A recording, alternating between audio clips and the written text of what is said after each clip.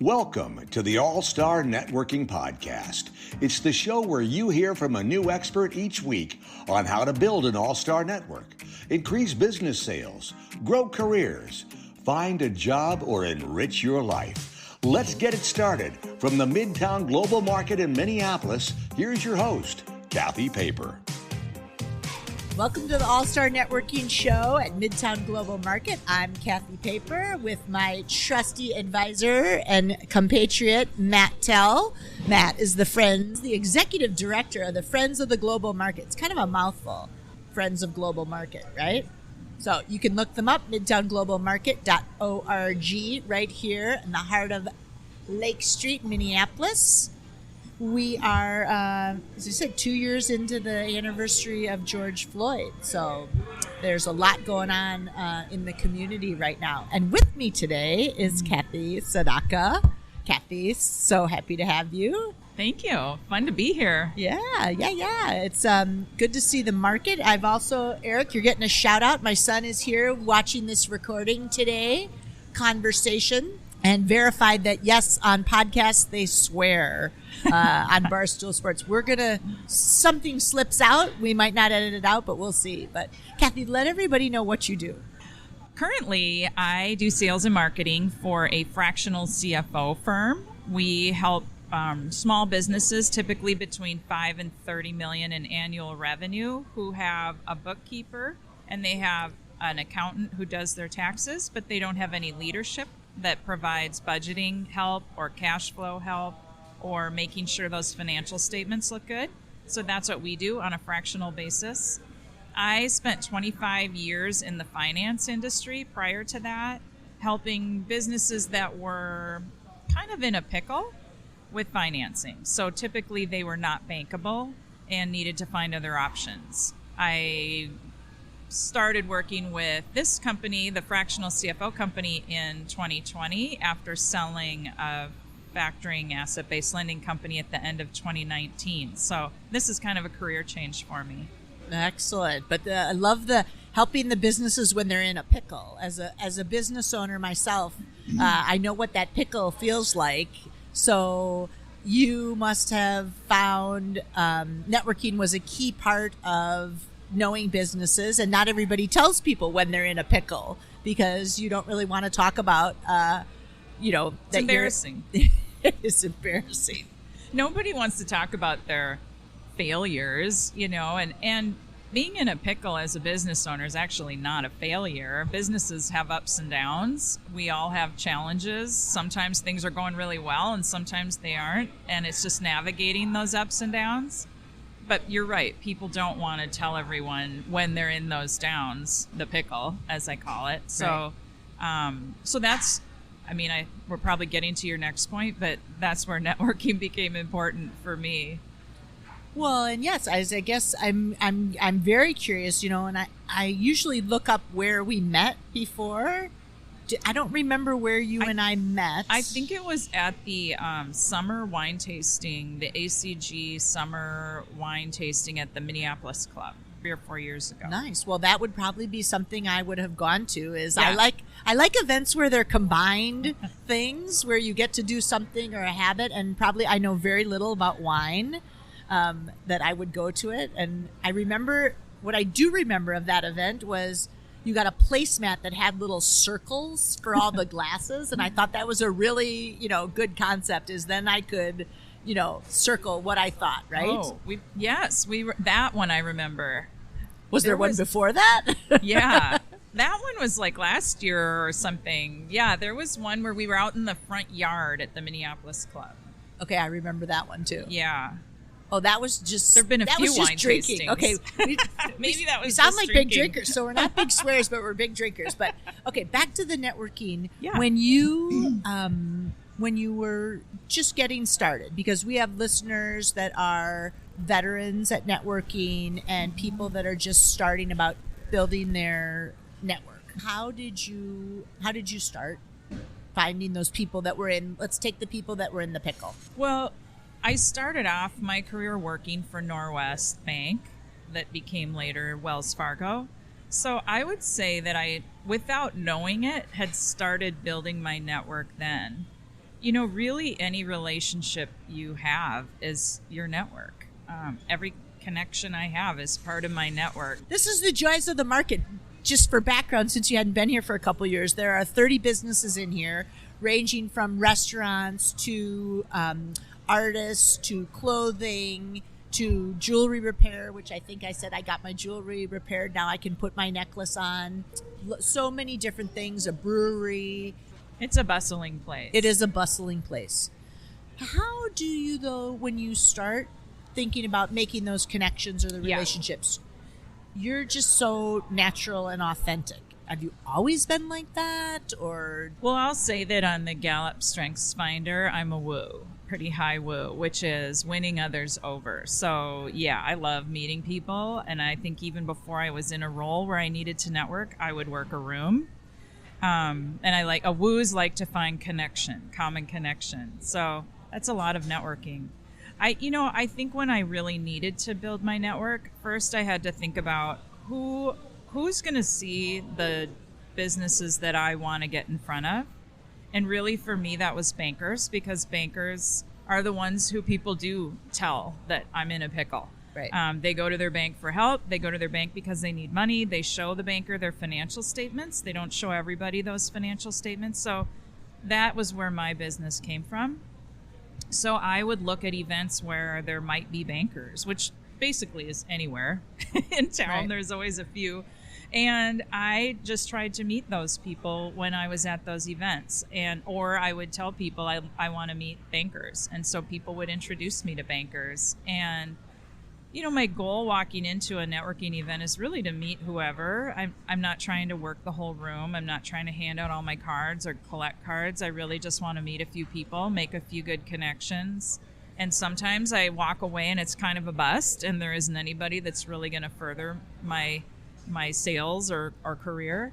And sometimes I walk away and I've got 4 or 5 new people to meet. So it's, I kind of look at it that way. I also wasn't afraid to just look up people on LinkedIn or pull up banks and find bankers that I wanted to meet. And I would just reach out, cold call, and say, hey, I like networking with bankers. Here's what I do. Here's how I think it could help you as well. Would you mind going to lunch with me? Most people will take a free lunch. So nice. So I've bought a lot of lunches, gone to a lot of lunches. And I remember that because we had lunch. I don't remember who bought lunch, but I remember we went to the Hen House, or maybe it was Peter's Grill. Hen House, and we had a few people there. Yeah, because we put people together, because that was sort of my way as a networker and connector, and I have woo as well, but I realized that I liked bringing groups of people together. So yeah, so you had a good kind of a process. And how did you keep track of all your people, or through the years, how do you juggle your network? Well, this is kind of embarrassing, but I use Excel spreadsheets. So I used to just keep track of people on Excel spreadsheets. I did use a CRM system called Zoho. It's free. I don't think that I've done a great job of keeping notes on my connections and people, but I did have a system for a while, for about 8 years.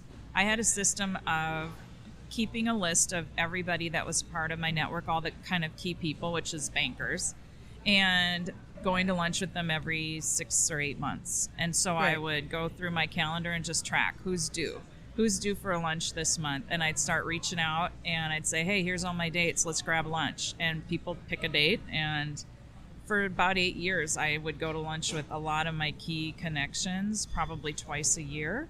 And then I would rely on showing up at networking events, like similar to the ones you and I met at, and seeing them. And that was sort of serendipitous. I go to those networking events like the ACG, RMA, Risk Management Association, that's specifically bankers.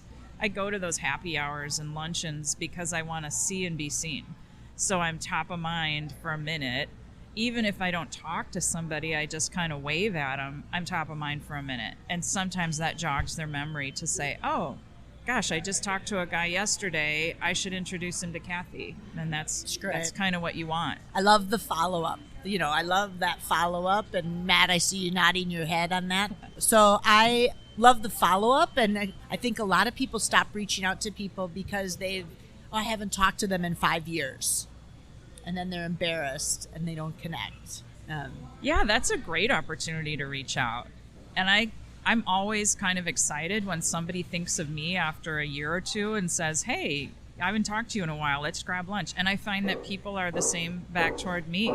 Sometimes I haven't seen someone in a while because our paths haven't crossed, or maybe somebody changed jobs or I lost them. I think it's fun, and it's all the more reason to go to lunch because now we haven't talked to each other in a while. You know, we have things to talk about, catch up about. Super sounds really strategic. And okay, they're ripping down the signage of the old restaurant to the new restaurant. So lots of distractions for me today. It's like squirrel. I just have a gray wall, so. Yeah. I have little birch trees here over by the East Lake Brewery, which does movie night, as I told you. Nice. It was movie night the other night. Okay, speaking of movies and hobbies, do you ever network when you're getting started? Do you ever, how do you volunteer or connect hobbies? Because I know you just invited me to some really cool events. Talk to me about how you build a network into things that you're passionate about besides work. You know, I think that networking for me is really about making friends with people. It's not about selling at all. It's more about, like I said, connecting, finding people that have a similar sense of humor, similar interests. Maybe they're people who have kids like me, kids the same age as mine. Anything that kind of connects us and forms a common bond. And so this year, recently, I've turned my focus less from lunches and more to events. The man that owns the company that I work with really likes happy hours. So we've started doing Thirsty Thursdays once a month, and we've done a couple of women's events, a stretching event, assisted stretching, and some golf lessons. We sponsor golf events and host our own parties, an ice fishing event. You know, the goal there... I was bummed I missed the ice fishing event. I really was bummed for that. That's become a big event. Yeah. We had really great turnout. It was fun. But I think the goal is to bring people together, invite people to come to something where they can meet somebody new and help them make connections amongst each other. It brings awareness of us again, and I think people like to work with people they like. And especially in our field, accounting that's so boring, and accountants have a bad reputation of being really antisocial. So I think hosting happy hours and parties and things like that gives us so. Okay, so you also strike me as you're a very calm networker, meaning we've all experienced the person where you said they're working the room and they're borderline frantic, or you get the feeling of they're categorizing people so quickly that it's a problem. How did you get kind of strategic of where you were going to spend your time? Was that trial and error? I think I learned some things along the way. I did do some trial and error. I went to some networking events where I realized this group of people is not going to be beneficial to me. I may like them, I may find friends, but it's not going to get me what I want career-wise, or the reason I'm here and I'm being paid to be here is to find new business eventually. So I've had some trial and error around that. But I think if you take the pressure off of yourself to say, I have to go to this event and meet 8 people, I might meet one person. I might just sit down and have a decent conversation with one person, and hopefully we follow up later, and that maybe turns into something else where I can connect them to other people or they can connect me to other people. I just want to be an authentic, real person, because people are going to connect to that better. Yes. And so I might meet 3, I might meet 1. I'll just go sit at a table sometimes when I don't know anybody, and I introduce myself to everyone, and I'll talk to the person next to me. Most people are uncomfortable at a networking event, so if I walk up to them and say, hi, I'm Cathy, usually they're relieved to be talking to somebody because they don't know how to enter, Yes. know? Oh, no. I mean, what you said of both authentic and just going up and saying hi to the person, you had major points on that. And I'll tell you my example last night, having been hibernating. Oh, now we get music too. This is just getting more interesting by the moment. I went to an event last night, and there were probably 50 people in the room, and it was over at Worrell Design and Fusion Hill. It was a NABO event on how to be an angel investor. Oh. So it was a panel, and I was just kind of curious, like, companies that need money when they're not ready to go to a bank, where are they at? Women, typically not as big investors, or getting as many investments. So I was curious what they're doing. I walked in the room and I was like, it's not my day. I'm not ready to network. I bypassed the bar, the charcuterie table, which was beautiful. I knew it was not my night to be meeting lots and lots of people. And I went and I sat down with the one person that I knew. Mm-hmm. And it was funny. She teased me and she goes, don't you coach networking? And I said, yes, I do. But you know what? Some nights you just don't have it. And then you go talk to one person. And I said, maybe after the event, I'll want to talk to more people. Yeah. And you just don't force it, because I knew if I forced it, I would be fakey. I wouldn't be really listening. I wouldn't make that kind of connection that, somebody would want to know, like, and trust and do business with me. Yeah. So. Yeah, I had that happen the other night too, where I was driving there thinking I should just turn around. I shouldn't even go. But I did go, and I found somebody I knew. Just the two of us talking, different people came over, and I wound up meeting a few new people anyway. Right. And it turned my attitude around and, brought my energy level up. But I agree. I don't think that anybody should force it. Yeah. And on the other hand, there's a young woman that works with us, and we keep trying to push her out to network. And she went to an event where she talked to one person the whole night, really connected with another woman, kind of her age.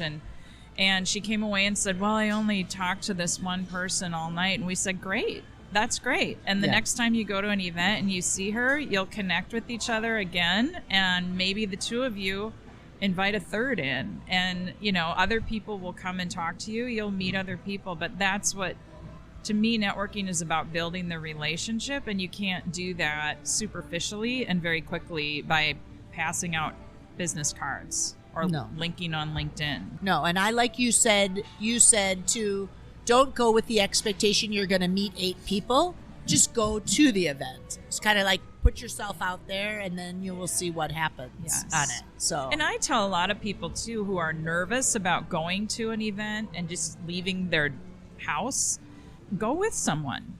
I don't think it's bad to get a buddy and go with, and I offer to meet people at a lot of events. I'll be there. I'll introduce you to people I know, and I kind of a lot of times spend my time doing that, helping people connect with people they might want to know, because it's easier. If you're not going to go at all without a buddy, then you're better off going with a buddy. It's true. So it's buddy. Maybe we should have a networking buddy day, where you have to come to the event with the buddy or pairs. Other people outside of bankers. Yeah, in fact, during 2020, the banks they were doing nothing but PPP processing, and they were busy with that. People weren't coming into the banks looking for help the way they normally would be, because they were so flooded with cash. When you have cash and you're swimming in it, your problems seem to disappear for a little while. So I realized I really need to build up a non-banker connection, non-banker network. So I really worked on finding people who were also connected to the same kinds of businesses I wanted to see. So they may have been CEO coaches, they might have been other fractionals, fractional HR, EOS implementers. I know I connected you to my friend Tamara Brado, who's going to be a guest on a future show. Yes, Tamara. And then what happens is Tamara and I have each connected each other to other people. So I really made an effort to meet non-bankers for a while and, see how that worked. And it worked really well. I would say today, 50% of the business that comes in, the leads that come into me, come from bankers, and 50% come from other non-bankers. So that has sort of paid off. So on your spreadsheet, can we go back to your Excel document? Because when you talk about that, having that diversity of the banking and the other people that do business with 5 to 20 million businesses, on your spreadsheet, Are the non-bankers listed on there too? Yeah. Yeah. Everybody. Yeah. Okay. Because I recommend that's one of the things to look at as you're building your all-star network is, do you know who's in it? And, you could put on there, I don't have any accountants, or you have accountants, but maybe I don't have any lawyers, or I want a lawyer who helps with companies that really want to grow and scale, or maybe it's construction or commercial real estate or HR services. Right. So seek out different types of things. Yeah. I think also the more you build your network, the more opportunities come your way. So I've been invited to be in a few networking groups where there's a variety of people, different fields. One of them is different fractionals, similar to me, offering different fractional services. Oh, that's cool. Some of them are just different groups, and I think that has, so it's almost like your network starts to take on a life of its own. I don't have to work that hard anymore at it. People reach out to me and make introductions to me and invite me to come to things where I'm going to get to meet new people and have an opportunity to get in front of maybe someone I didn't think of as being a good contact for me. So I think you do a little work on the front end, and then it starts to work for you. Yeah, that's awesome. That's awesome. I think it's great. All right, then I'm going to declare that a wrap. The All-Star Networking Show at Midtown Global. It's been quite the adventure of sounds, a cacophony. There's my $10 word for today, a cacophony of sounds. There's an orchestra over in the main area. And Cathy Sedacca, thank you so much. Can people reach out to you on LinkedIn? Absolutely. Okay. Yeah, we can network. They can network, exactly. They can buy you lunch. Yeah, exactly. They can buy you lunch, which I'm going to buy you lunch later. So we'll look around to see what we're going to get. So thanks so much for making the time today. Thank you for listening to the All-Star Networking Podcast with Cathy Paper. To learn more about strategic networking and making impactful connections, visit rockpaperstar.com. Please join us in supporting the Midtown Global Market as a vital community resource that supports small business, cultural diversity, and free or low-cost programming. Reach us at friendsofglobalmarket.org.